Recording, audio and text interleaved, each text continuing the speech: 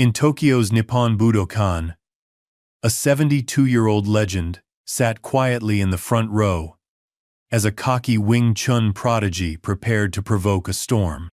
What began as a celebration of martial heritage turned deadly serious when Jin Tao, the viral sensation of modern martial arts, publicly challenged Chuck Norris to a no-rules duel before 16,000 live spectators. Chuck Norris wasn't your typical honored guest. For decades, he was a 6-time world karate champion and elite special forces instructor, credited with bringing Eastern martial arts to Western cinema, and feared by real fighters for his pinpoint precision and unshakable calm. When Jin Tao mocked Norris as a living fossil and dared him to prove his legacy wasn't just camera tricks, he had no idea he was stepping into the eye of a storm decades in the making. Chuck rose not with fury, but with purpose, executing a surgical display of mastery that would shatter ego, silence critics, and awaken the very soul of martial tradition. What began as a publicity stunt became a masterclass in humility. The Tokyo Grand Martial Arts exponed the modern martial arts world would never be the same after Chuck Norris taught the most brutal lesson of all. Real mastery needs no defense, only demonstration. Before we jump back in, tell us where you're tuning in from. And if this story touches you, make sure you're subscribed, because tomorrow I've saved something extra special for you. The Nippon Budokan Arena pulsed with energy, a living entity of its own. Thousands of martial arts enthusiasts from across the globe filled every seat, their collective anticipation hanging in the air like electricity before a storm. The annual Tokyo Grand Martial Arts Expo had become the premier gathering for both traditional masters and New Age fighters, a rare confluence where ancient wisdom met modern spectacle. Overhead, massive screens displayed highlights from previous demonstrations. Karate masters breaking impossible stacks of boards, judo champions executing perfect throws, taekwondo practitioners soaring through the air in acrobatic kicks. The atmosphere was charged with reverence and excitement, the celebration of human potential, embodied through countless fighting disciplines. In the front row, sitting with quiet dignity that required no announcement, was Chuck Norris. At 72, his presence still commanded respect without demanding it. He wore a simple black jacket over a white button-down shirt, his posture relaxed, yet impeccable.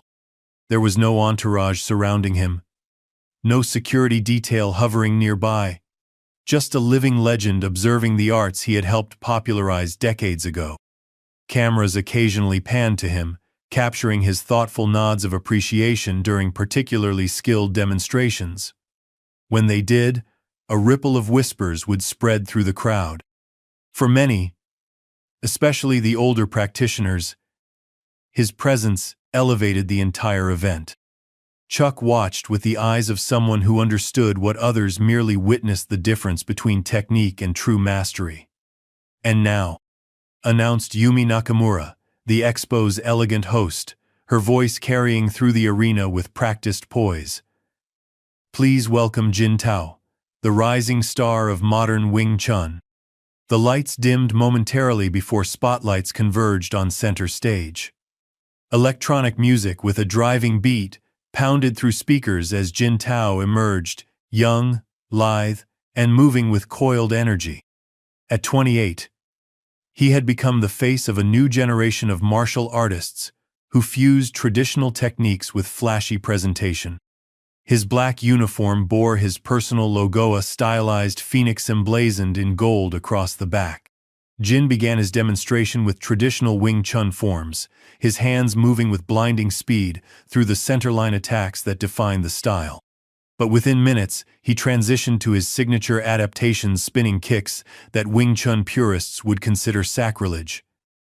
Aerial maneuvers designed more for cameras than combat, and combinations punctuated by shouts that were timed perfectly to elicit audience reactions. "Look at that speed," commented Daisuke Arata from the announcer's booth, his voice carrying the weight of his own judo championships. Traditionalists might criticize his adaptations, but you can't deny his talent. In the shadows near the judge's table sat Sensei Ogawa, his weathered face impassive as ancient stone. At 93, he had seen martial arts evolve through war, peace, and commercialization. His eyes missed nothing as he watched Jin's performance. The crowd roared as Jin finished a particularly complex sequence. He stood center stage, chest heaving slightly, sweat glistening on his forehead as he soaked in the adulation.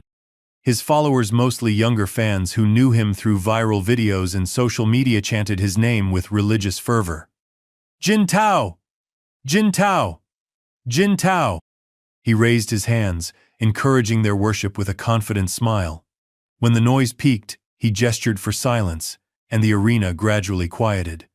"That," he said into the wireless microphone he'd been handed, "is modern Wing Chun. Effective, adaptive, real." His English carried a slight Hong Kong accent that only added to his international appeal. Not the stiff, outdated forms that limit what the human body can achieve. He paced the stage with practiced showmanship, his eyes scanning the crowd. "You know, martial arts shouldn't be preserved in amber like some ancient fossil. It should evolve, adapt, become something greater." His gaze suddenly stopped, focusing on the front row. A smile different from the one he'd worn moments before spread across his face. "Speaking of fossils," Jin Tao pointed directly at Chuck Norris. "We have a living relic among us today." A collective intake of breath rippled through the audience. Yumi Nakamura stepped forward, her professional smile faltering slightly. "Jin, perhaps we should move to the next demonstration." But Jin continued as if she hadn't spoken. "Chuck Norris, the man whose roundhouse kick supposedly defined an era." His voice dripped with mockery. "The legend whose martial arts existed mostly on Hollywood sets." The arena's atmosphere transformed instantly. Some younger audience members laughed nervously.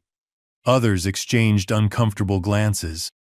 The older practitioners sat straighter, faces tightening with indignation. In the commentary booth, Daisuke Arata leaned forward. "This is unexpected," he muttered into his microphone. "And frankly, disrespectful." Chuck Norris himself remained perfectly still, his expression unchanged. If he was offended, insulted, or even amused, nothing in his demeanor revealed it. He simply watched, eyes steady beneath his iconic brow. "Mr. Norris," Jin continued, his voice projecting through the now silent arena, "your movies entertained us as children.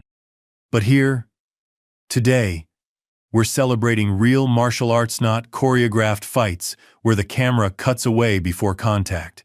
He spread his arms wide, playing to the crowd. "So I'm curious. Have you ever wondered how your techniques would fare against a fighter who wasn't paid to fall down for you? Against someone who practices martial arts as a combat system, not entertainment?" Yumi stepped forward again, her diplomatic training battling with visible discomfort. "Jin, this is not the appropriate forum." "I'm extending an invitation," Jin interrupted, his eyes never leaving Chuck. "Right here. Right now. No cameras cutting away. No second takes. Just two martial artists stone from the past. One from the present." The crowd erupted into chaotic, noisome booing, others cheering wildly, many simply gasping at the audacity. Security personnel glanced at each other uncertainly, waiting for direction. In the commentary booth, Daisuke whispered, "He can't be serious. Chuck Norris is in his 70s. This is shameful," his co-commentator finished. From his seat in the shadows, Sensei Ogawa's ancient eyes narrowed slightly, the only change in his otherwise stone-like expression. Jin Tao stood center stage, basking in the controversy he'd created. His followers began chanting again, "Accept it! Accept it!" Throughout the commotion, Chuck Norris remained motionless. His calm was not passive, but actively still, like the surface of deep water that conceals immense power beneath. He did not speak. He did not stand. He simply watched Jin with eyes that had seen battles both choreographed and real.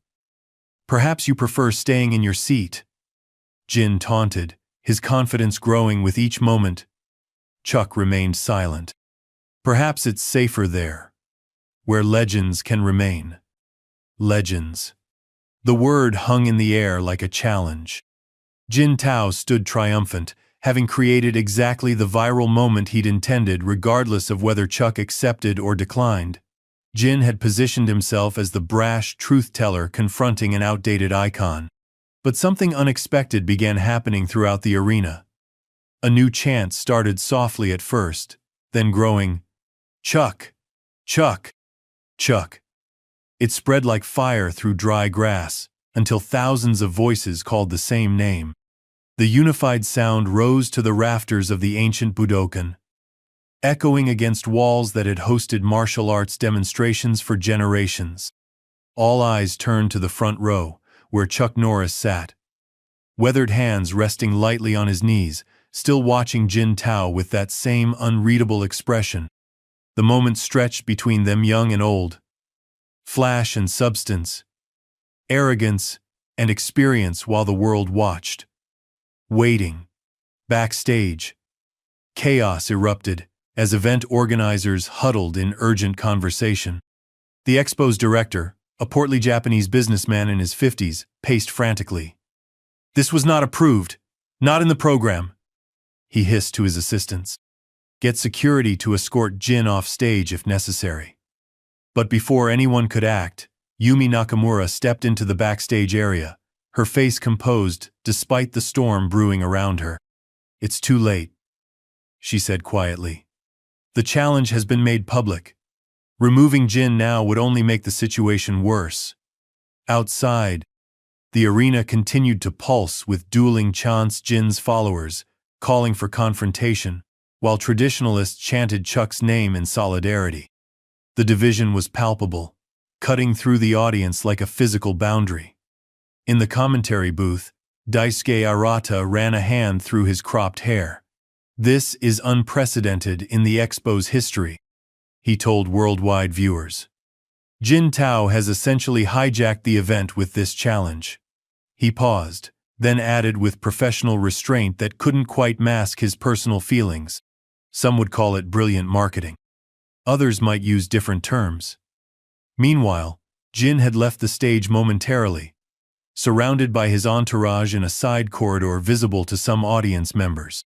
Cameras from major sports networks captured him laughing, checking his phone, and occasionally glancing toward where Chuck remained seated. "It's trending already," one of Jin's assistants told him, showing him a screen filled with notifications. "Your followers are doubling by the minute." Jin nodded, unsurprised. "Of course they are. This is how you build a legacy in today's world, by challenging the past." He took a water bottle from another assistant, drinking deeply before wiping his mouth with the back of his hand. "He won't accept anyway. Men like him never do." "And if he does?" asked the assistant, expression uncertain. Jin's smile hardened slightly. "Then I give the world what they really want, seeing an outdated legend fall to someone who evolved beyond his limitations." He handed back the bottle. "Either way, I win." Across the arena, Yumi Nakamura approached Chuck Norris, kneeling respectfully beside his seat to speak privately despite the cameras attempting to capture their conversation. "Mr. Norris," she said softly, "on behalf of the Tokyo Grand Martial Arts Expo, I offer our deepest apologies. This was not planned or sanctioned." Chuck turned to her, his eyes kind, despite the situation. He spoke for the first time, his voice low and steady. "No apology needed, Miss Nakamura. I've been in this world long enough to understand what's happening." Yumi hesitated, then continued. "Security is prepared to escort him out if you wish. We can issue a statement condemning his behavior." Chuck shook his head slightly. "That won't be necessary, sir," Yumi pressed, genuine concern in her voice. "Jin Tao is half your age and has built his reputation on aggressive, unorthodox techniques. There's no need to." Thank you for your concern, Chuck interrupted gently. But some lessons can't be taught with words alone. Their conversation was interrupted as Jin Tao returned to center stage, microphone in hand again. The electronic music that had accompanied his demonstration earlier pounded through the speakers, adding a circus-like atmosphere to the already tense situation. "Is the legend still considering my invitation?" Jin called out. His voice amplified throughout the arena. Or perhaps he needs help getting out of his chair. He pantomimed an elderly person struggling to stand, earning laughs from his supporters and glares from traditionalists. In the shadows, Sensei Ogawa watched silently. A younger martial artist leaned toward him. "Sensei, what do you think will happen?" The ancient master's eyes never left the stage as he replied in Japanese. "The young tiger believes. His roar frightens all creatures. He has yet to meet the dragon who has no need to roar." On stage, Jin continued his performance. "Let me make this simpler," he announced. "A light sparring match. No full contact necessary if Mr. Norris is concerned about his health. Just enough to show the world the difference between cinema and combat." The crowd's reaction remained divided, boosting Jin's confidence. This was precisely the controversy he had hoped to create. In an age of constant content, divisiveness guaranteed attention. "Final offer, Mr. Norris," Jin called out, pointing directly at Chuck again. "Show us if there was ever anything real behind the legend, or remain seated and confirm what many of us already suspect, that your reputation was built in an editing room, not a dojo." The arena fell silent again, all eyes returning to Chuck Norris. For long seconds, nothing happened. Jin's smile grew wider, victory seemingly confirmed by Chuck's continued stillness. Then, without fanfare or announcement, Chuck Norris stood. The simple action unhurried, graceful, deliberate sent a wave of electricity through the crowd. He removed his black jacket and handed it to Yumi, who accepted it with visible apprehension. Underneath, he wore a simple white button-down shirt, which he began rolling up at the sleeves with methodical precision. Jin's expression flickered momentarily before he recovered, clapping his hands with theatrical enthusiasm. "Ladies and gentlemen, it appears we'll have our demonstration after all. The legend accepts." In the commentary booth, Daisuke leaned forward. "I don't believe it," he murmured into his microphone. "Chuck Norris is 72 years old. He hasn't competed publicly in decades." As Chuck made his way toward the stage, people in the audience rose to their feet. The atmosphere transformed again, tension giving way to something approaching reverence. Many bowed slightly as he passed. A gesture of respect, transcending language and culture. Jin's followers continued their raucous support, but there was a new uncertainty in their cheers, a question mark, where there had been exclamation points moments before. Chuck ascended the steps to the stage with the same unhurried confidence, his movements betraying none of his age. He stopped several feet from Jin, hands relaxed at his sides, expression neutral. Jin circled him once, playing to the cameras. "The legend arrives. Though I have to say, you look different without the editing and special effects." He gestured to the crowd. "Should we give him a moment to warm up? At his age, cold muscles can be dangerous." Chuck remained silent, watching Jin with eyes that had seen beyond the illusions of ego decades ago. Jin's smile tightened almost imperceptibly. He had expected, perhaps needed a response. Some sign that his words had penetrated. Chuck's silence was disconcerting, a script deviation he hadn't prepared for. Telling and preparing this story took us a lot of time. So if you are enjoying it, subscribe to our channel. It means a lot to us. Now, back to the story. "Well then," Jin said, handing his microphone to an assistant. "Shall we begin with a light demonstration? Perhaps you can show us one of those famous roundhouse kicks that supposedly never missed?" Still, Chuck said nothing. He simply stood, waiting with a stillness that seemed to grow more powerful with each passing second. From the edge of the stage, Yumi stepped forward. "Gentlemen, If this exhibition is to proceed, we must establish some basic parameters for safety and— No parameters, Chuck said, his voice carrying without needing amplification. The young man issued a challenge. I accepted as offered. The first hint of uncertainty crossed Jin's face, quickly masked by a wider smile. Excellent. No rules, no restrictions. Just two martial artists showing their true skills. In the commentary booth, Daisuke whispered to his producer, "Are we legally covered if this goes badly? Should we cut the broadcast?" The producer shook his head, transfixed like everyone else. Too late. It's already streaming worldwide. On stage, Jin began bouncing lightly on the balls of his feet, shaking out his hands and rolling his neck, the ritualistic preparation of a fighter before combat. Chuck simply stood, making no preparations, requiring no ritual. The contrast between them became starker with each passing moment. Jin's constant motion versus Chuck's absolute stillness. Youth versus experience. Flamboyance versus restraint. Jin settled into his Wing Chun stance, modified from tradition with a wider base and higher hand position. Whenever you're ready, legend. The arena held its collective breath. Chuck Norris nodded, one simple acknowledgement rather than a statement. And in that small gesture, something fundamental shifted in the atmosphere. The exhibition had become something else, entirely. Something older, deeper, and infinitely more serious than Jin had intended when he issued his challenge. The stage was set. The world watched.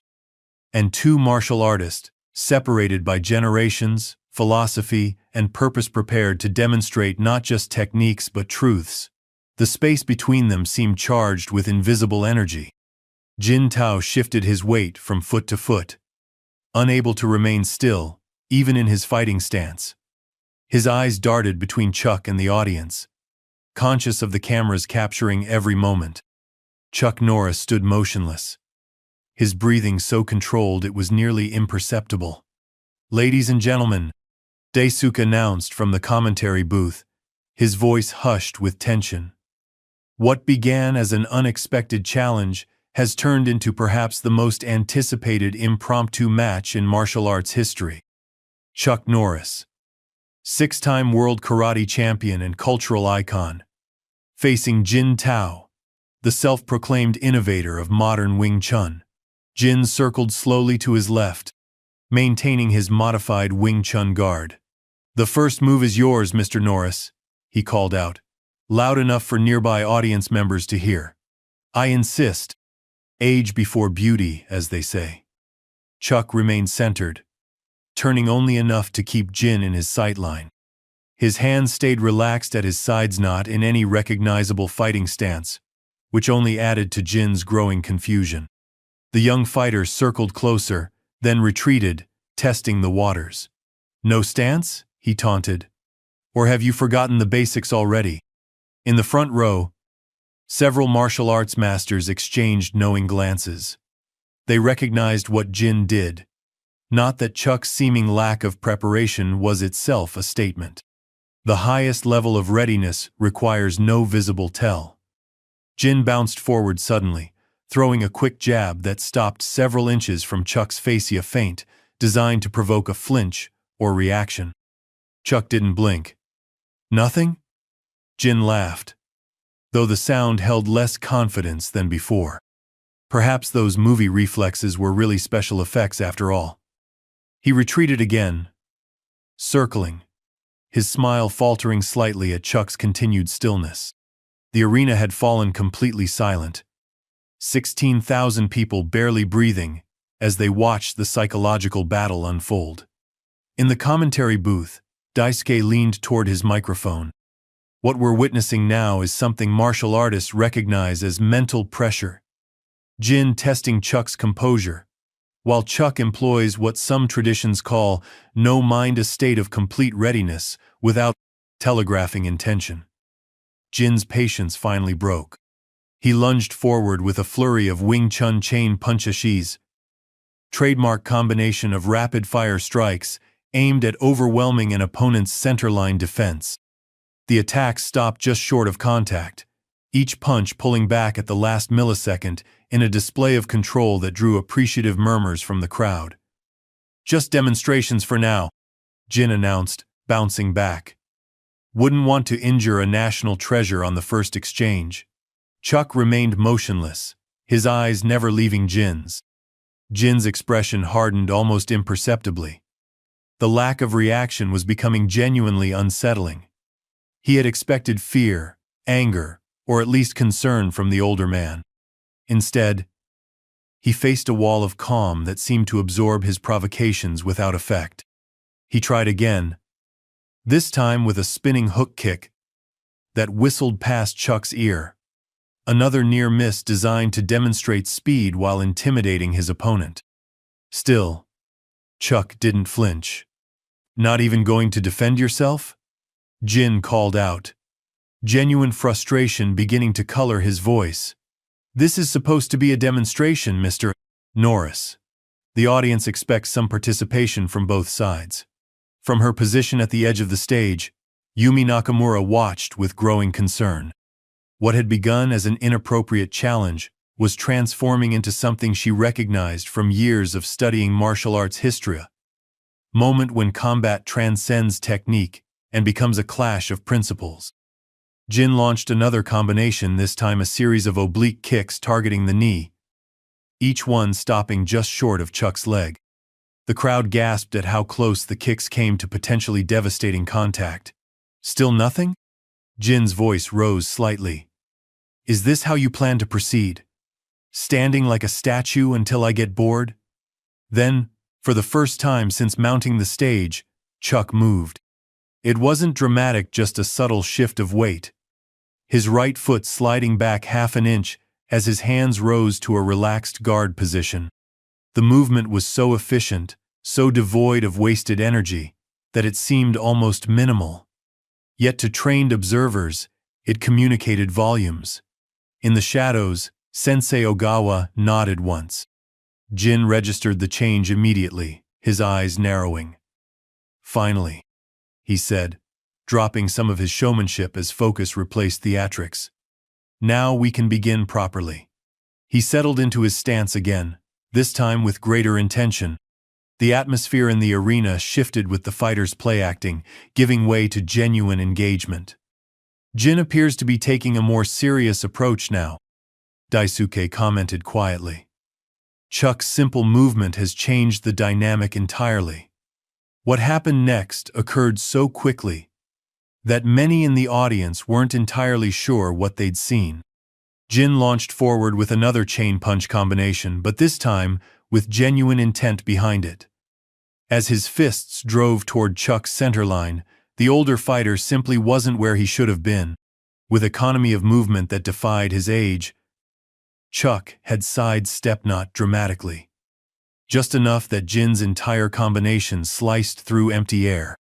The younger fighter's momentum carried him forward as Chuck pivoted slightly, now standing just behind Jin's right shoulder. The crowd's collective gasp was audible. Jin spun immediately, covering his overextension with a roundhouse kick that again met nothing but air, as Chuck stepped back just enough to let the foot whistle past. For the first time, uncertainty flashed nakedly across Jin's face. He reset quickly, trying to reclaim his composure, but something had fundamentally changed. The script he had mentally prepared, where he would dazzle the audience with his superior speed and modern techniques while the older fighter struggled to keep up, had been suddenly, quietly rewritten. "Impressive mobility for your age," Jin acknowledged, his tone more measured now. "But evasion alone isn't fighting." He launched again, this time with a more disciplined approach, a traditional Wing Chun combination designed to trap and control before striking. His hands moved with blinding speed, attempting to establish the bridge contact that would allow him to feel and control Chuck's movements. Again, Chuck's response defied expectation. Rather than engaging with Jin's trapping attempt, he executed a subtle pivot that turned the younger fighter's momentum against him. As Jin committed to his forward pressure, Chuck's right hand rose not in a strike, but in a gentle redirection that caused Jin to stumble slightly to his left. The movement was so subtle that many missed it, yet its effect was undeniable. Jin found himself off balance without understanding exactly how it had happened. Frustration flashed across his face as he recovered. This wasn't how the confrontation was supposed to unfold. He had expected to control the engagement, to demonstrate his superiority through dynamic action against Chuck's aging technique. Instead, he found himself chasing shadows while Chuck barely seemed to move. "Stop dancing and fight!" Jin snapped, his composure cracking further. He launched a side kick with full commitment. No pulled punch this time, but a genuine attack aimed at Chuck's midsection. Chuck's response came with such precision it appeared almost casual. His left hand descended in a circular motion, redirecting the kick's energy downward, while his right simultaneously rose to Jin's extended leg. The combination of movements caused Jin to pivot awkwardly on his supporting foot, nearly losing his balance again. A murmur ran through the crowd recognition from those who understood what they were witnessing. Chuck wasn't fighting in any traditional sense. He was teaching through action, demonstrating principles rather than techniques. Jin reset once more, genuine frustration now evident in his movements. He took a breath, centering himself before launching a more measured attack, a combination of Wing Chun strikes designed to test defenses rather than overwhelm them.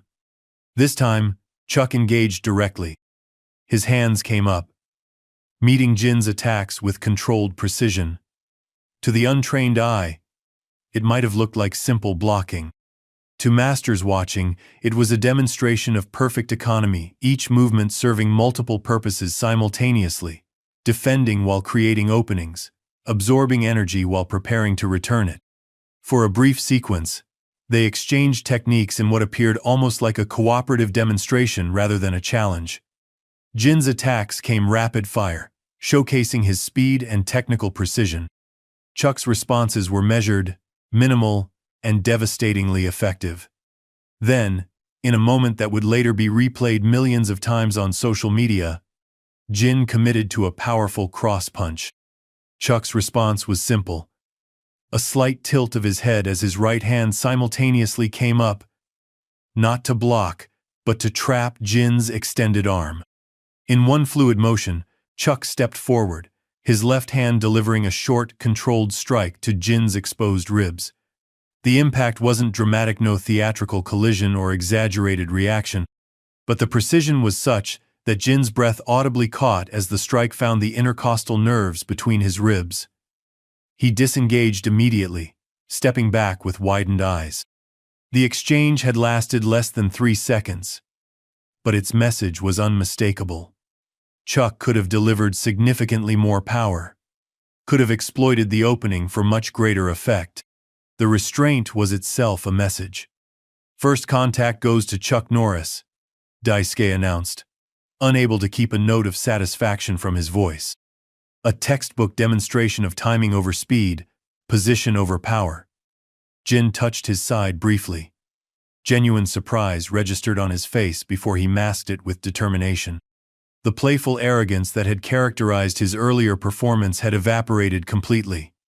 In its place was something more focused, more genuine and tinged with the first hints of doubt.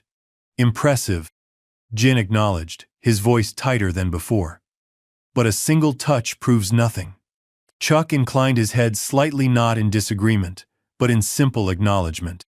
He resumed his relaxed, ready position, still using no recognizable stance from any particular style.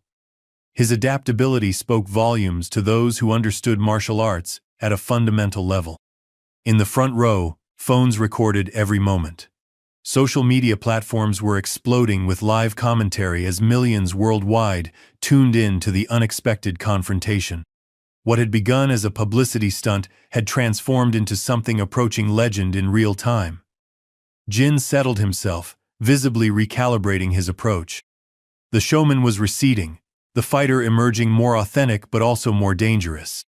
His eyes narrowed as he studied Chuck with new respect and growing frustration. "Let's continue," he said simply. The arena held its breath for what would come next. Jin circled Chuck with newfound caution, his earlier bravado replaced by focused intensity. The audience remained utterly silent, the atmosphere charged with anticipation. In the commentary booth, Daisuke leaned forward, his voice barely above a whisper. "We're witnessing a transformation in real time," he observed. Jin Tao entered this exchange expecting a demonstration.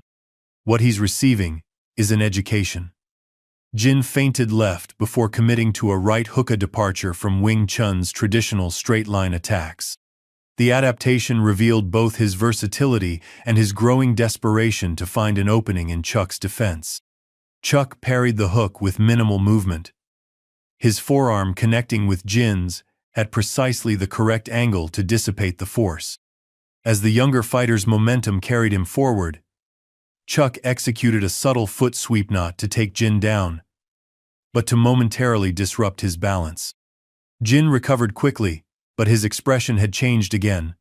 The confident smirk was gone entirely now, replaced by intense concentration tinged with something approaching concern. "Amazing," whispered Daisuke. Chuck isn't fighting Jin so much as solving him, treating each attack as a problem with a specific, efficient solution. Jin reset and launched a blinding combination of chain punches, followed by a low kick, classic Wing Chun, modified with his personal innovations. The speed was impressive, drawing appreciative murmurs from the crowd. Chuck's response seemed almost leisurely by comparison, yet he intercepted or redirected each strike with perfect timing. Where Jin's movements were explosive and dynamic, Chuck's were contained and precise, using inches where Jin used feet. Subtle redirections where Jin employed power. "This is the difference between efficiency and flash," Daisuke commented. "Jin moves with impressive speed, but Chuck's economy of motion is on another level entirely." After another failed combination, Jin stepped back, reassessing. Sweat beaded on his forehead while Chuck remained dry, his breathing as controlled as when they'd begun. The contrast was becoming increasingly obvious to everyone watching. "Your defensive skills are impressive," Jin acknowledged. Genuine respect creeping into his voice despite his frustration. "But defense alone doesn't win fights." He settled into his stance again, this time with visible determination. What happened next showcased why Jin had risen to prominence. Despite his controversial attitude, he launched a combination that blended traditional Wing Chun with elements of kickboxing and even capoeira, a flowing sequence of attacks coming from multiple angles almost simultaneously. For the first time, Chuck was forced to move more dramatically, stepping back to create space as he deflected the most dangerous strikes while accepting glancing contact from others. One of Jin's kicks brushed his shoulder not with full force, but enough for Jin to claim the first clean touch against the legend. "Contact!" Jin exclaimed, confidence momentarily restored. "The old guard bleeds after all." Chuck's expression never changed. If anything, the successful strike seemed to trigger a subtle shift in his approach. His next movement came with slightly more commitment, not aggressive, but definitive. As Jin pressed his perceived advantage with another complex attack, Chuck intercepted his lead arm, establishing the bridge contact fundamental to many Chinese martial arts. What followed was a masterclass in sensitivity. Chuck seemingly reading Jin's intentions through the point of contact between their forearms. Jin attempted to break free using a textbook Wing Chun technique, but Chuck's control was total. He maintained the bridge while simultaneously stepping into Jin's space, disrupting the younger fighter's structure with a precision elbow strike to the sternum. Again, the impact was controlled, designed to instruct rather than injure, but its effect was undeniable. Jin's breath escaped in a sharp gasp as he disengaged, taking several steps back. "Another lesson delivered," Daisuke observed. Chuck demonstrating that at the highest levels, combat isn't about exchanging techniques but controlling the space between fighters. Jin's followers had fallen completely silent now, While traditional martial artists throughout the arena watched with knowing expressions, what they were witnessing transcended the initial challenge. It had become a living demonstration of martial principles that many had only read about in ancient texts. That point of contact, what Chinese arts call the bridges where mastery reveals itself, Daisuke explained to viewers worldwide. Once established, a true master can read intention before techniques even begin.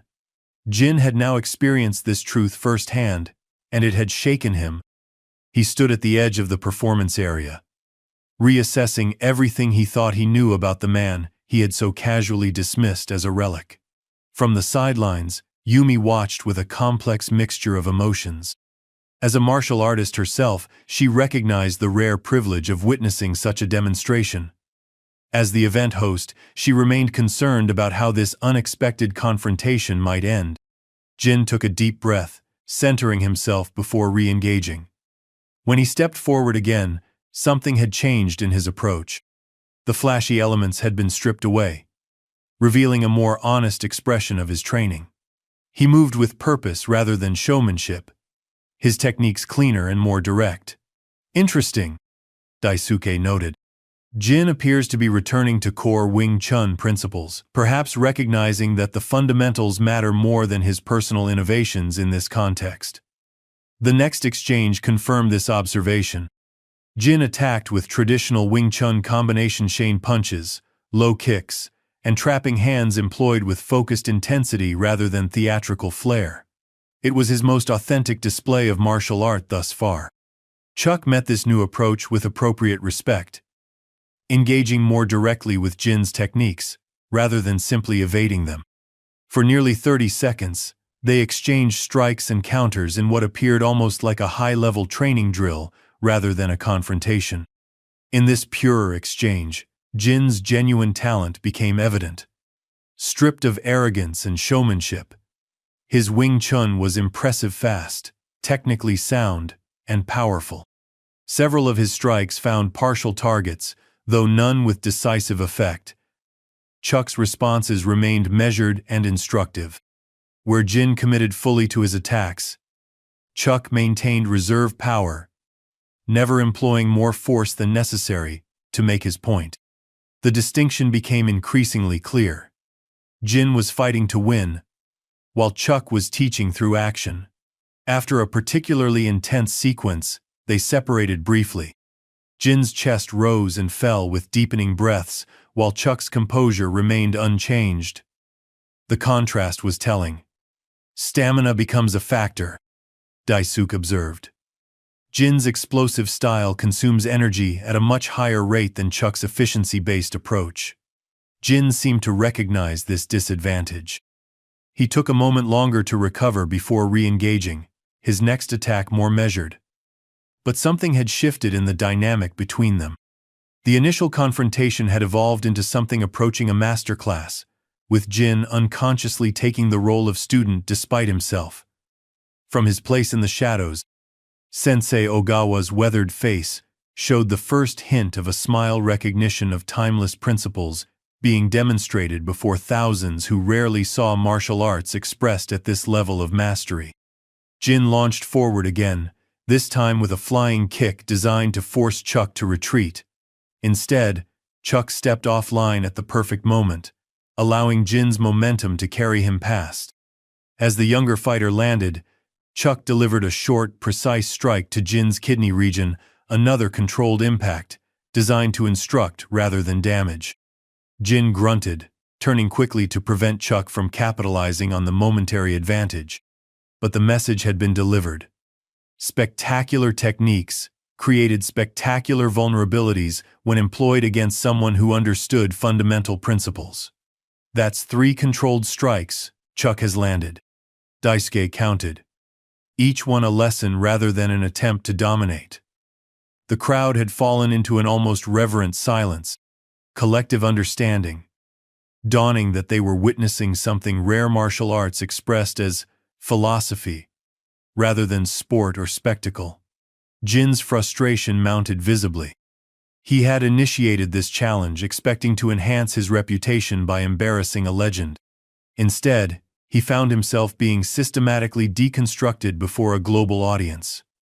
"You're just playing defensive games," Jin called out, trying to reclaim psychological ground. "Real fighting requires commitment to attack," Chuck responded with action rather than words. For the first time, he initiated an exchange, stepping forward with a combination so precisely timed that Jin found himself defending desperately against techniques that seemed to arrive before he could process them. The sequence lasted only seconds but demonstrated devastating efficiency.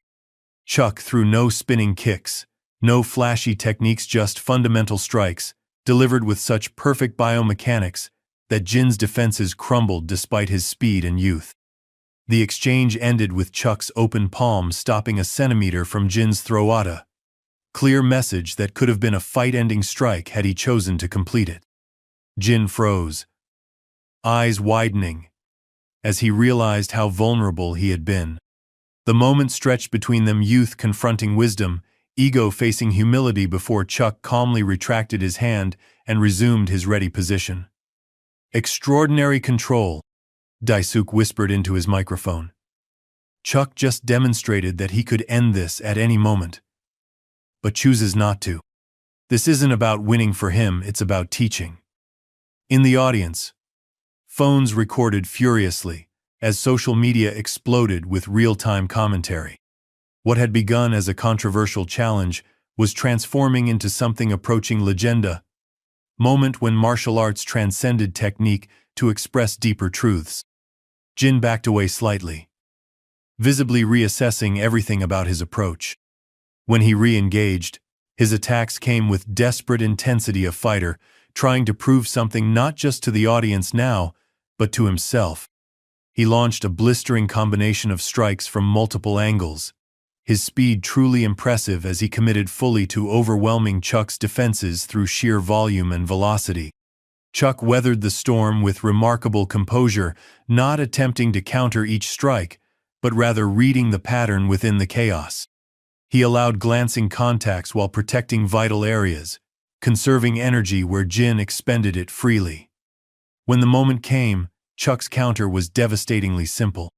As Jin overcommitted to a powerful right cross, Chuck executed a perfect cross-body deflection that simultaneously trapped Jin's extended arm while delivering a short, controlled strike to the solar plexus. The impact wasn't theatrical, but its precision found the vagus nerve cluster with unerring accuracy. Jin's breath escaped in a pained gasp as his diaphragm temporarily seized. He staggered back, genuinely hurt for the first time. "A perfect demonstration of targeting," Daisuke explained to viewers. Chuck, choosing anatomical precision over power, affecting Jin's breathing without causing lasting damage. Jin struggled to recover, his confidence visibly shaken. The technical superiority he faced was becoming undeniable, not just to observers but to him personally. Something was shifting in his expression, frustration giving way to the first glimmers of genuine humility. Chuck waited patiently, allowing Jin the space to recover. This too was a lesson, showing respect for an opponent even while dismantling their approach. From her position at the edge of the stage, Yumi watched with growing understanding. What had seemed a potential disaster for the expo was transforming into perhaps its most valuable demonstration that expressed the essence of martial arts more clearly than any choreographed performance could have.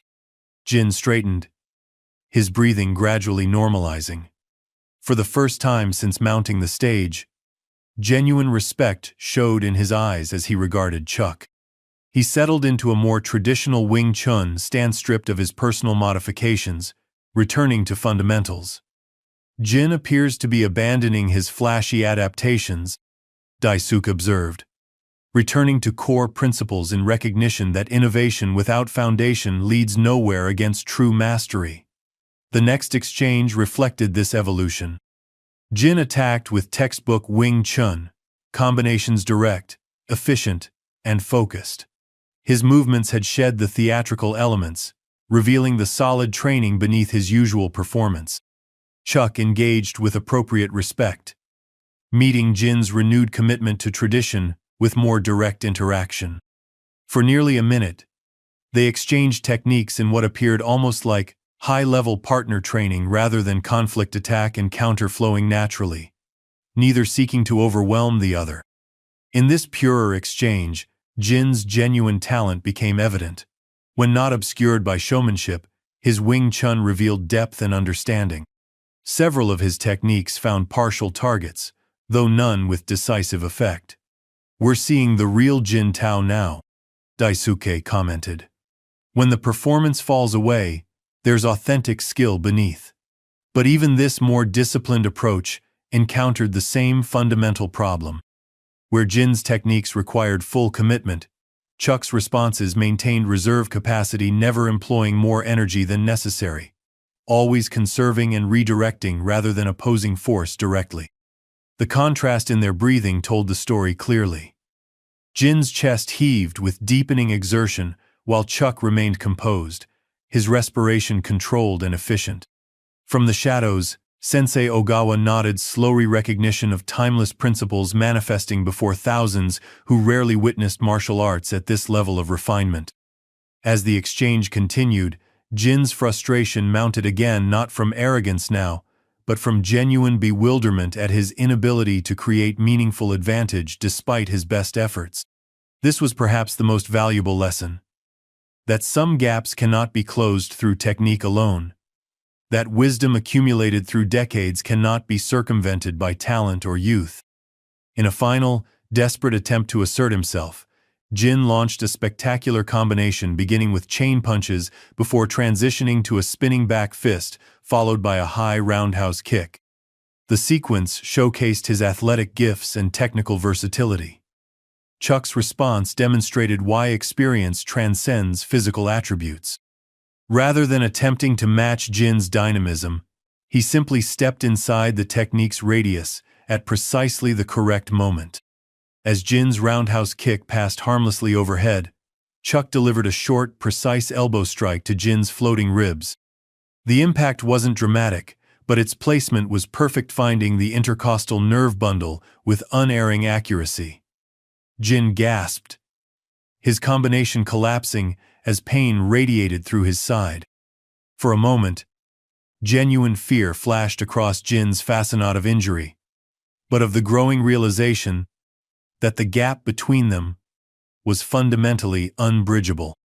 This wasn't a matter of technique or strength or speed. It was deeper, more essential, the difference between knowing movements and understanding principles. "What we're witnessing," Daisuke said quietly, "is why traditional martial arts distinguish between outside and inside knowledge. Jin has mastered the external forms, but is encountering the internal understanding that comes only through decades of sincere practice." Jin reset his position, visibly struggling to maintain composure. His earlier confidence had evaporated completely, replaced by the humility that comes with genuine learning. When he looked at Chuck now, it wasn't with the eyes of a challenger but with the dawning recognition of a student encountering true mastery. The transformation was subtle but unmistakable to those who understood martial arts culture. Jin's body language had shifted from confrontational to receptive, his stance more genuine, his expression open rather than guarded. Chuck recognized the change immediately. His own approach softened in response, becoming less effective but more instructive. His movements now clearly demonstrated principles rather than simply countering attacks. What had begun as confrontation was evolving into something approaching traditional teaching, the ancient method of transmission through direct experience rather than verbal instruction. For several exchanges, this new dynamic prevailed. Jin attacked with sincere effort rather than theatrical display, while Chuck's responses highlighted the principles that governed effective movement. Each exchange became a wordless lesson in structure, timing, and energy management. "Remarkable," Daisuke breathed. "What began as challenge has transformed into transmission. We're watching knowledge pass between generations, regardless of how this began." Throughout the arena, martial artists of all styles watched with growing appreciation.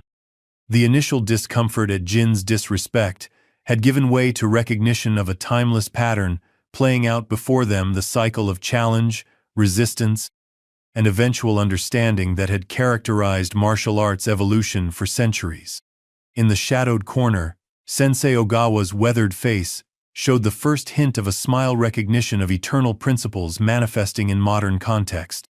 The demonstration might have continued in this instructive pattern, but Jin made a critical error.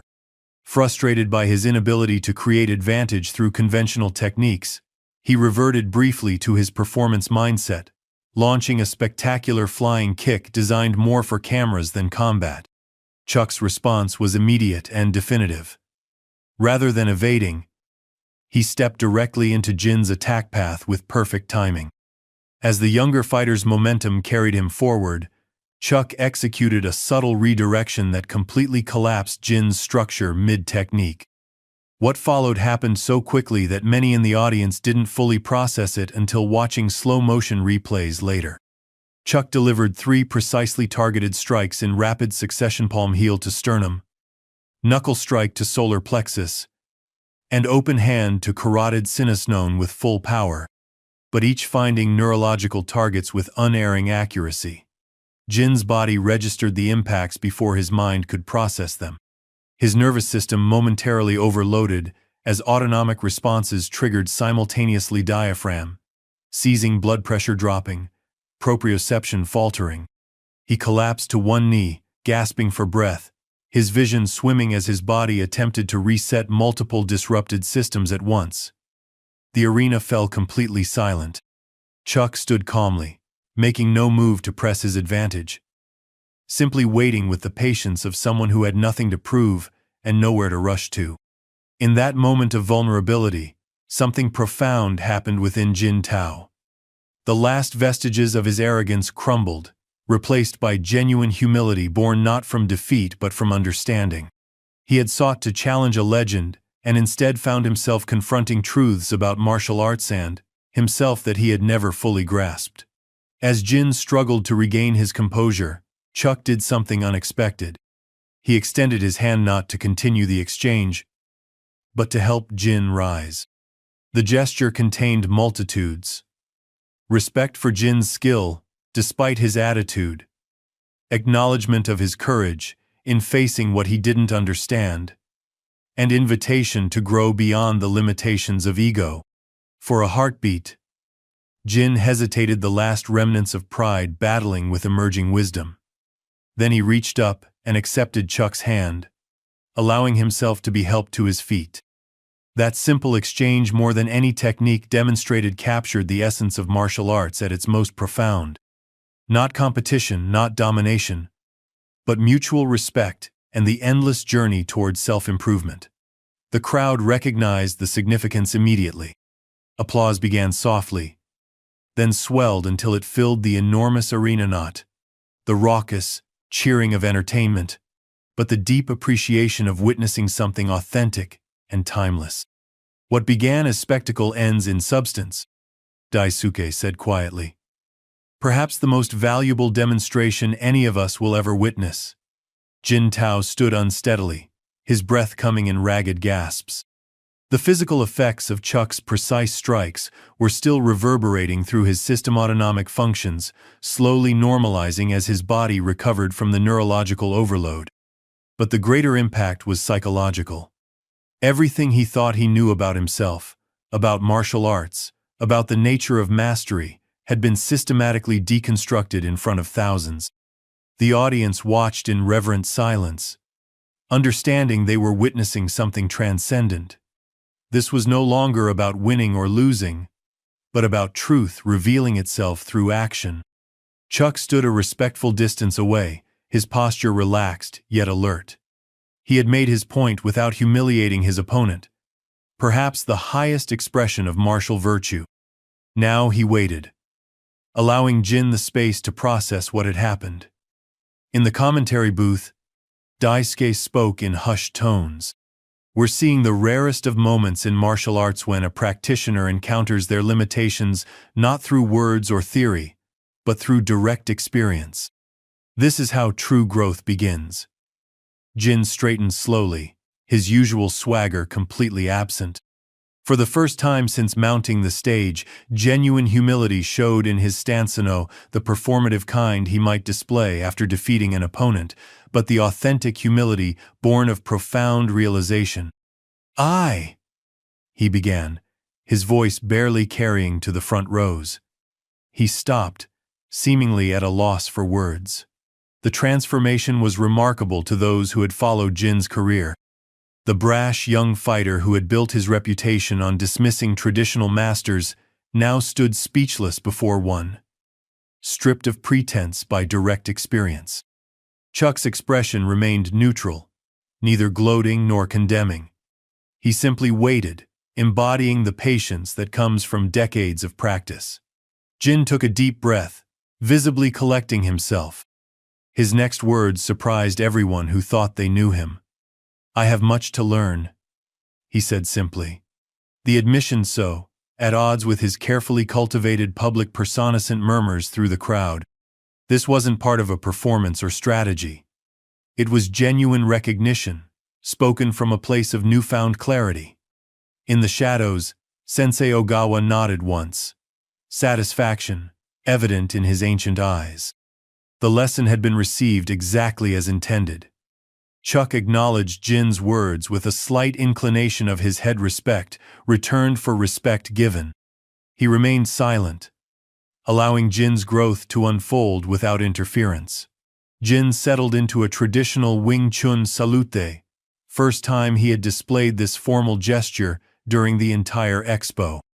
The movement was awkward, unpracticed, revealing how far he had strayed from foundational customs. Yet its sincerity made it more meaningful than any technically perfect execution could have been. "I believed innovation was always superior to tradition," Jin continued, his voice stronger now but stripped of its usual bravado. "I thought the old ways were limitations to be overcome rather than foundations to build upon." He gestured toward Chuck. "I challenged a legend thinking I would expose weakness. Instead, I discovered my own." The admission hung in the air, powerful precisely because it was unexpected and unforced.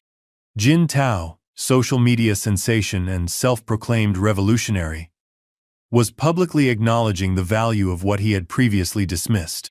Chuck finally spoke, his voice carrying easily despite its measured tone. "There is nothing wrong with innovation," he said.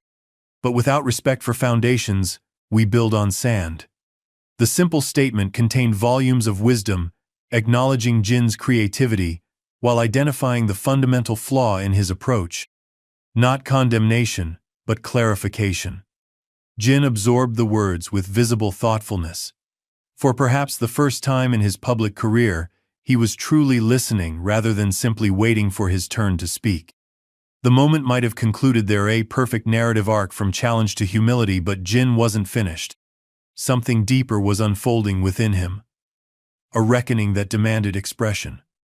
"I have one request," he said, settling into a proper Wing Chun stance, not his modified version, but the traditional form he had learned before adapting it for spectacle. One more exchange, not as challenge, but as student. The request revealed how completely the dynamic had transformed. Jin was no longer seeking victory or validation, but understanding the beginning of true martial arts practice. Chuck considered briefly, then nodded. He settled into his own ready position, still not adhering to any specific style, but embodying principles common to all effective martial arts. What followed wasn't combat in any conventional sense. It was closer to the traditional concept of push hands or sensitivity, drillsa cooperative exploration of force, timing, and structure, rather than an attempt to defeat an opponent. Jin initiated with a textbook Wing Chun entry, his hands seeking to establish the bridge contact fundamental to the style. Chuck met the engagement with appropriate energy, neither yielding completely nor opposing directly, but harmonizing with Jin's force while subtly directing it.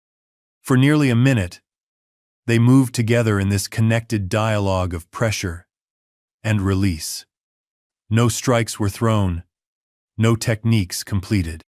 Instead, They explored the spaces between intention and action, the subtle communication possible between practitioners when ego no longer demands dominance. What we're witnessing now, Daesuk explained to viewers worldwide, is perhaps the purest expression of martial arts, not as combat, but as physical dialogue. This is how understanding passes from one generation to the next. Throughout the arena, martial artists of all styles watched with deep appreciation. Many had experienced similar moments in their own training instances when competition gave way to transmission, when fighting transformed into learning. The exchange concluded naturally, both men stepping back simultaneously, as if hearing the same unspoken signal. Jin's face showed something rarely seen in his public appearances: genuine wonder, the expression of someone encountering depths they hadn't known existed. "Thank you," he said simply. Chuck inclined his head in acknowledgement, teacher to student, senior to junior, experience to youth. No words were necessary to complete what had been communicated through action. Jin turned toward the audience, facing the consequences of his earlier behavior directly. Gone was the showman who had played to the crowd. In his place stood a martial artist beginning to understand the responsibility that came with his platform. "I owe you all an apology," he said, his voice carrying clearly despite its subdued tone. "I came here thinking martial arts was about proving superiority. I was wrong." The admission, so at odds with his carefully cultivated image, stunned many of his followers.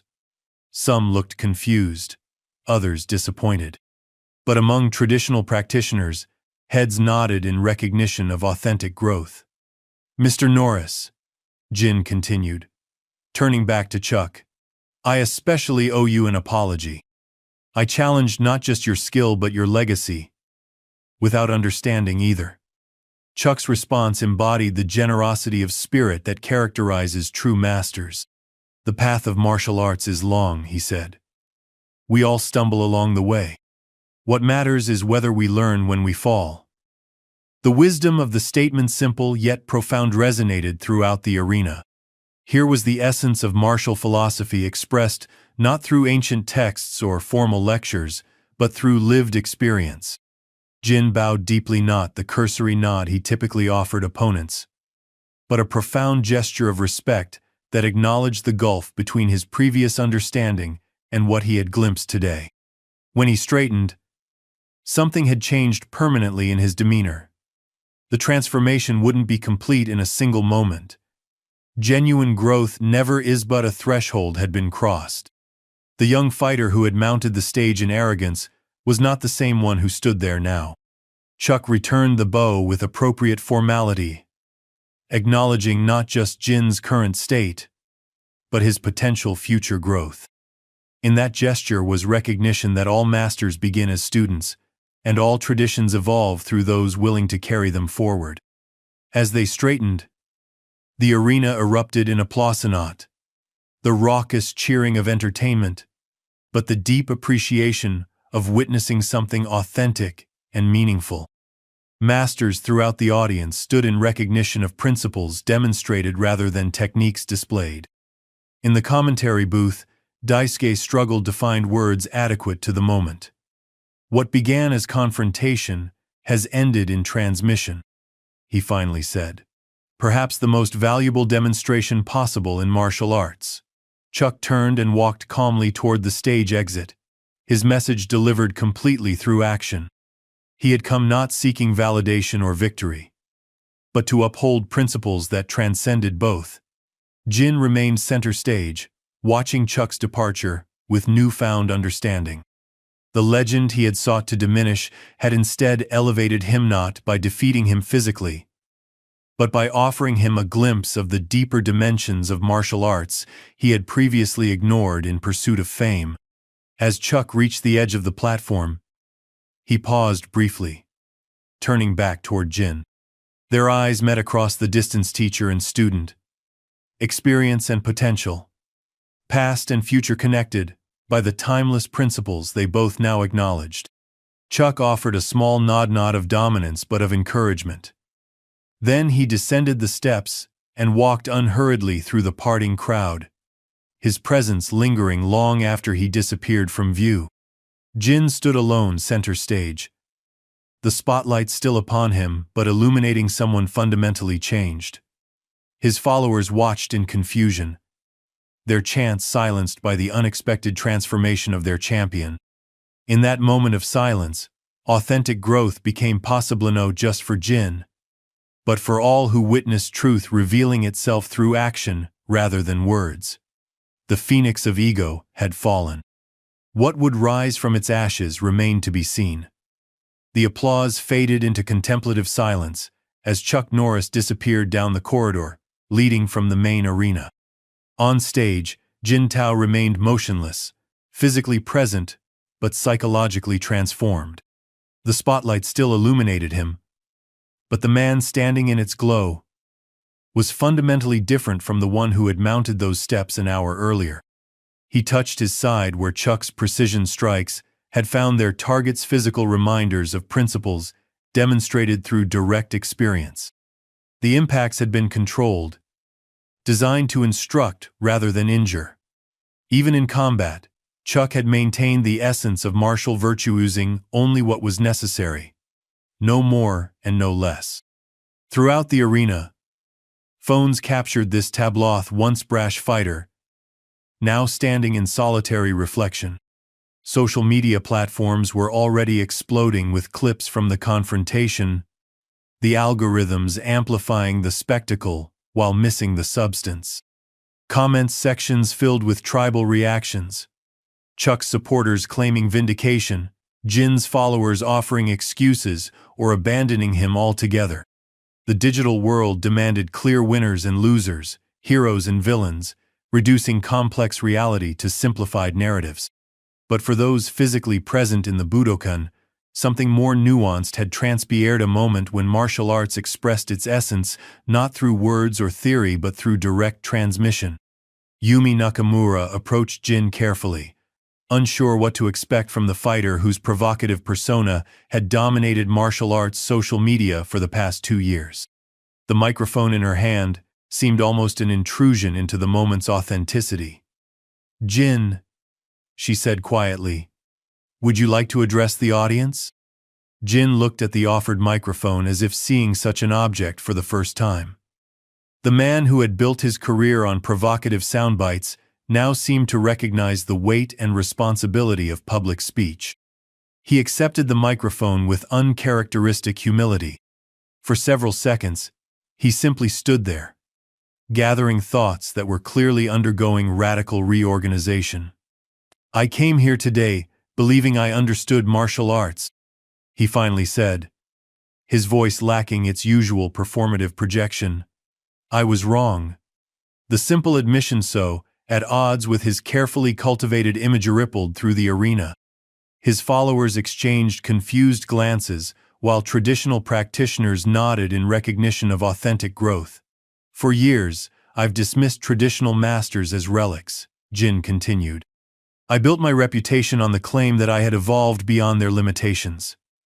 He paused, genuine emotion visible on his face. "Today I learned the difference between innovation and evolution, between changing forms and understanding principles." In the commentary booth, Daisuke leaned toward his microphone. "We're witnessing something extraordinary," he said quietly. "Not just the aftermath of a martial exchange, but the public transformation of someone recognizing deeper truths about their path." Jin gestured toward the corridor where Chuck had disappeared. "What Mr. Norris demonstrated wasn't about age or style or even technique. It was about something I've been missing, something I deliberately rejected in my pursuit of attention." He took a deep breath, visibly centering himself. "I owe all of you an apology, especially those I've mocked and dismissed in my videos and interviews. I confused spectacle with substance, popularity with mastery." His entourage watched from the sidelines, expressions ranging from confusion to dismay. This unscripted moment of humility threatened carefully constructed marketing strategies and content calendars. Several checked their phones nervously, already calculating the potential damage to sponsorship deals and viewer metrics. "To those who have followed me," Jin continued, addressing his fans directly. I haven't been leading you toward mastery, but toward the same hollow understanding I embraced. Real martial arts isn't about flash or followers. It's about... He trailed off, searching for words adequate to his emerging understanding. It's about principles that reveal themselves only through sincere practice and genuine humility. In the shadowed corner, where distinguished masters had been seated, Sensei Ogawa nodded slowly approval from one who had seen countless cycles of arrogance and enlightenment throughout his long life. Jin handed the microphone back to Yumi, bowing slightly, a gesture he would have mocked as theatrical just hours earlier. Now it came naturally. The physical expression of internal recognition. As the formal program resumed, Jin made his way backstage. The entourage that had surrounded him earlier stood uncertainly at a distance, unsure how to approach this unfamiliar version of their employer and figurehead. We should release a statement, one assistant ventured. Frame this positively for your brand. Maybe something about respecting legends while still championing evolution. Jin looked at him as if from across a vast distance. My brand, he repeated, the words suddenly hollow. Is that what matters now? The assistant faltered, unprepared for philosophical questions when damage control seemed the obvious priority. Your followers are confused. He tried again. The sponsors will want reassurance. We need to control the narrative before reality interferes with the story we've been selling. Jin finished for him. The clarity in his voice silenced further attempts at management. He moved past them toward a quiet corner, their urgent whispers fading behind him. His phone buzzed continuously in his pocket, notifications from followers, media requests, sponsors seeking statements. The digital world demanded his immediate return to character, to the persona he had carefully constructed over years. He ignored them all, focusing instead on the quiet center he had glimpsed during those moments of authentic exchange. For perhaps the first time in his public career, he was making choices based not on attention or advancement, but on recognition of deeper truths. Down another corridor, Chuck Norris prepared to leave the venue.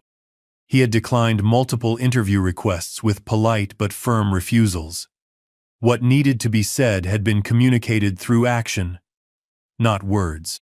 As he gathered his belongings, Sensei Ogawa appeared silently in the doorway, ancient master, paying respect to honored colleague. The two men regarded each other without speaking, their understanding transcending language. Ogawa bowed deeply, one master acknowledging another. Chuck returned the gesture with equal respect. You offered him great gift, Ogawa said in accented English, his first words of the day.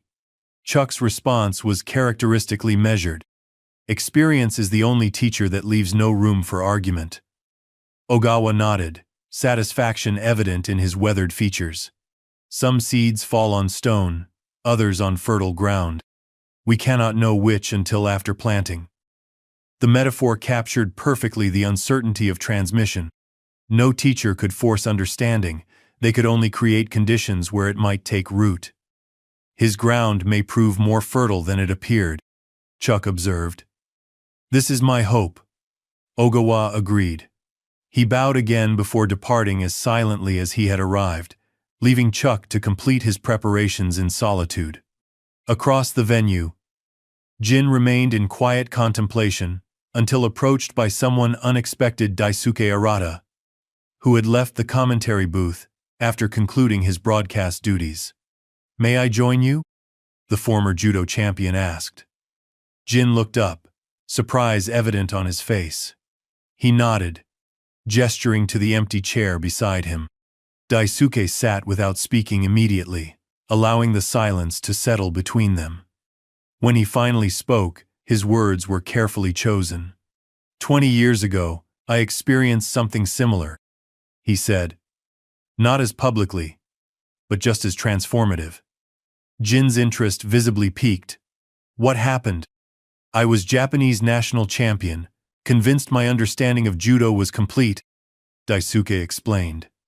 Then I trained with an elderly master who had studied directly under Kano Jigoro, Judo's founder. He smiled slightly at the memory. He was 78 years old, half my size, and could throw me with what felt like no effort whatsoever. It shattered everything I thought I knew. Jin nodded slowly, recognition in his eyes.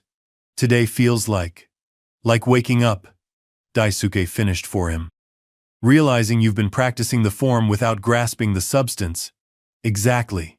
Jin stared at his hands, the hands that had thrown countless punches with technical precision but fundamental misunderstanding. What did you do after your experience? The question contained volumes, not just curiosity about Daisuke's past, but uncertainty about his own future. How does one proceed after such profound realization? I started over, Daisuke said simply, not abandoning what I had learned, but re-examining it through new eyes. Questioning assumptions, exploring principles rather than collecting techniques. He leaned forward slightly. The hardest part wasn't the training. It was acknowledging publicly that I had been wrong, that my previous understanding was incomplete. Jin absorbed this with visible thoughtfulness. His entire public identity had been built on certainty, on dismissing tradition while promoting his innovations. Acknowledging limitations would require dismantling much of what had made him famous. My followers won't understand, he said quietly. Some won't. Daisuke agreed. Those who followed you for entertainment rather than education will likely drift away.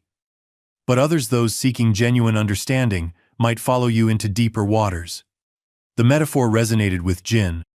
He had been splashing in the shallows, creating impressive spray that concealed the limited depth of his understanding. It won't be easy, Daisuke continued. The algorithms reward controversy and spectacle, not sincere exploration. Your numbers might drop. Your sponsors might question your new direction. Jin nodded, already calculating the professional consequences of authentic growth. But the alternative is continuing to promote what I now know is incomplete. That is the choice, Daisuke confirmed. Commercial success built on partial truth, or a more challenging path toward deeper understanding. They sat in silence for several moments, the distant sounds of the continuing expo filtering through the corridor. Finally, Jin straightened, decision visible in his posture. Thank you, he said simply. Daisuke stood, recognizing Jin's need for continued solitude. The most valuable competitive advantage in martial arts is recognizing how much we don't know, he said. Today you gained that advantage. With that, he departed, leaving Jin to continue his internal recalibration alone. The evening's final demonstration featured traditional Japanese sword forms practitioners moving through ancient kata with precision and respect. The audience watched with newfound appreciation, many seeing beyond the physical movements to the principles they embodied. Jin Tao observed from the shadows, his usual entourage notably absent. He watched each movement with different eyes, not seeking flaws to criticize or limitations to mock, but principles to understand. After the closing ceremony, as crowds dispersed into the Tokyo evening, Jin approached Sensei Ogawa with uncharacteristic hesitation. The ancient master regarded him with neutral expression, neither encouraging nor discouraging the interaction. Sensei, Jin began, the formal address feeling foreign on his tongue. I have spent years criticizing traditional approaches without truly understanding them. Ogawa remained silent, allowing Jin to continue without interruption. I would like to learn, Jin said simply. Not for videos or followers, but for understanding. The request represented a complete reversal of his public personae. Revolutionary asking for traditional guidance, the critic seeking genuine instruction.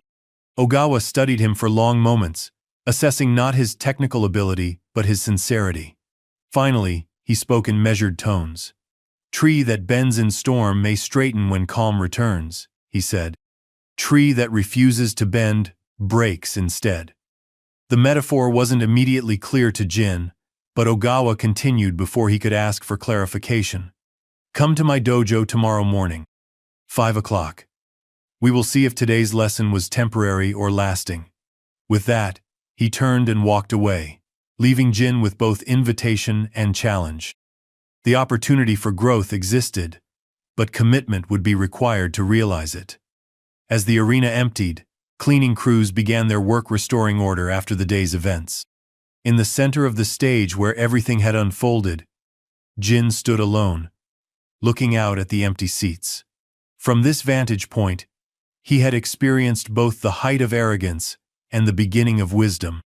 The contrast between who he had been when mounting these steps and who he was now could not have been more profound. In a hotel across Tokyo, Chuck Norris completed his evening meditation, a practice maintained for decades regardless of circumstance. The day's events occupied no special place in his reflection. They were simply another expression of principles he had embodied throughout his journey. If his demonstration helped one practitioner recognize deeper truths, it had served its purpose. If not, the attempt itself had value. In true martial arts, outcome remained secondary to sincere effort and correct intention. As dawn approached, Jin Tao stood outside Sensei Ogawa's traditional dojo, a small, unassuming building that he would have dismissed as irrelevant just days earlier. Now he recognized it might contain exactly what he had been unconsciously seeking beneath his pursuit of attention and validation. He slid the door open quietly, removed his shoes with appropriate respect, and entered the training space. Ogawa knelt in seiza position at the front, eyes closed in meditation. Jin approached and knelt similarly, maintaining respectful distance. For the first time in years, he existed without audience or cameras, just a practitioner seeking understanding rather than validation. Ogawa opened his eyes, regarding Jin with the same neutral expression as before, neither encouraged nor discouraged. His gaze simply assessed the sincerity behind Jin's presence. "Why have you come?" the ancient master asked, his voice carrying the weight of decades spent in sincere practice. Jin considered his answer carefully. The glib responses that had served him in media interviews wouldn't suffice here. This moment demanded truth. "Because yesterday I glimpsed something I've been missing," he said finally. "Something fundamental that no amount of technical innovation can replace." Ogawa nodded slightly, not agreement, but acknowledgement of honest response. "And what do you seek now?" Again Jin paused, searching for words adequate to his emerging understanding. "Not fame," he said. "Not validation. Just clarity." The simplicity of the answer seemed to satisfy Ogawa. He rose smoothly despite his advanced age, moving with the efficiency that comes from decades of mindful practice. "Then we begin with basics," he said, gesturing for Jin to stand. "Not because you lack technique, but because you must feel principles beneath movements." Jin rose, prepared to start again, not as social media sensation or self-proclaimed revolutionary, but as sincere student reconnecting with foundations he had prematurely dismissed. As morning light filtered through the dojo's paper windows, illuminating dust particles dancing in the air, two practitioners began the oldest ritual in martial arts: teacher, guiding student through fundamental movements, creating conditions where principles might reveal themselves through direct experience. Outside, Tokyo awakened to a new day. Inside, Jin Tao awakened to an older truth: that martial arts was never primarily about defeating others, but about confronting oneself. The previous day's confrontation had created worldwide buzz-trending topics, viral clips, endless commentary. But beyond the noise of public reaction, something authentic had occurred, a moment when martial arts expressed its essence, not through words or theory, but through direct transmission. In that moment lay the heart of all genuine teaching, its impact extending beyond immediate circumstances into unseen futures, each lesson creating ripples that might become waves in lives yet unfolded. The encounter had ended, but its echo continued not in headlines or viral clips, but in the private moments where we confront our limitations and choose whether to transcend or defend them. An echo of respect. Up next, we have 2 more incredible stories that are waiting for you. Just click the image you want to watch and it will take you there. If you enjoyed this video, make sure to subscribe. It would mean a lot.